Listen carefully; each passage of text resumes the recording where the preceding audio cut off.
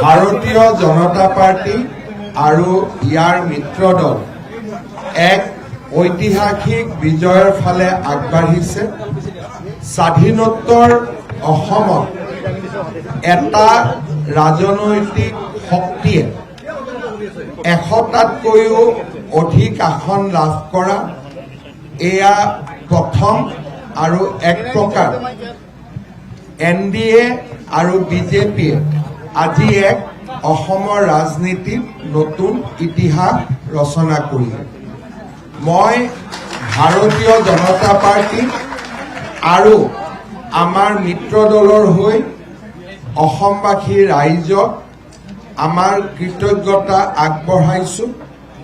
শিৰ নত কৰি প্ৰতিগৰাকী অসমবাসী ৰাইজক আমি তেওঁলোকৰ শ্ৰীচৰণত সেৱা আগবঢ়াইছোঁ আৰু অসমবাসী ৰাইজক এই ঐতিহাসিক বিজয়ৰ মুহূৰ্তত আমি অত্যন্ত বিনম্ৰতাৰে সৈতে ক'ব বিচাৰিম যে নিৰ্বাচনৰ সময়ত আমি আপোনালোকক দিয়া প্ৰতিটো প্ৰতিশ্ৰুতি পালন কৰাৰ বাবে আমি নিষ্ঠাৰে সৈতে কাম কৰিম। ভাৰতৰ প্ৰধানমন্ত্ৰী নৰেন্দ্ৰ মোদী ডাঙৰীয়াই যোৱা 10টা বছৰে যি ধৰণে আমাৰ ৰাজ্যখনৰ বিকাশত বৰঙণি যোগালে, আজি অসমৰ ৰাইজে প্ৰধানমন্ত্ৰী নৰেন্দ্ৰ মোদী ডাঙৰীয়াৰ নেতৃত্বৰ ওপৰত পুনৰ এবাৰ আস্থা প্ৰকাশ কৰিলে। তৃতীয়বাৰ একেধাৰে আমাৰ চৰকাৰ গঠন কৰা ভাৰতীয় জনতা পাৰ্টিৰ ৰাজ্যসমূহৰ ভিতৰত অসমেও নিজৰ নাম অন্তৰ্ভুক্ত কৰিব পাৰিলে। প্ৰধানমন্ত্ৰী নৰেন্দ্ৰ মোদী ডাঙৰীয়াক মই পুনৰ এবাৰ আজি এই বিজয়ৰ ঐতিহাসিক মুহূৰ্তত কৃতজ্ঞতা জ্ঞাপন কৰিছোঁ।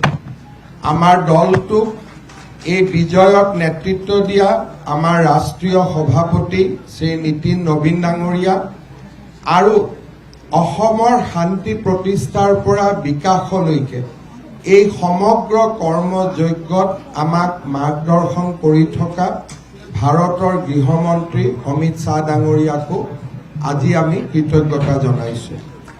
ভাৰতীয় জনতা পাৰ্টিয়ে বিশ্বাস কৰিছিলে যে আমি নিৰ্বাচনত 100টাতকৈও অধিক আসন লাভ কৰিব পাৰিম আৰু সেই বিশ্বাসেৰে আমি ৰাইজৰ মাজলৈ গৈছিলোঁ।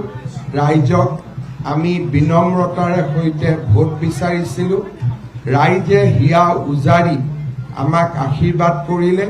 পুনৰ এবাৰ মই অসমবাসী ৰাইজৰ ওচৰত মই মোৰ কৃতজ্ঞতা আৰু সমগ্ৰ ভাৰতীয় জনতা পাৰ্টি আৰু ইয়াৰ মিত্ৰ দলৰ কৃতজ্ঞতা মই জ্ঞাপন কৰিছোঁ।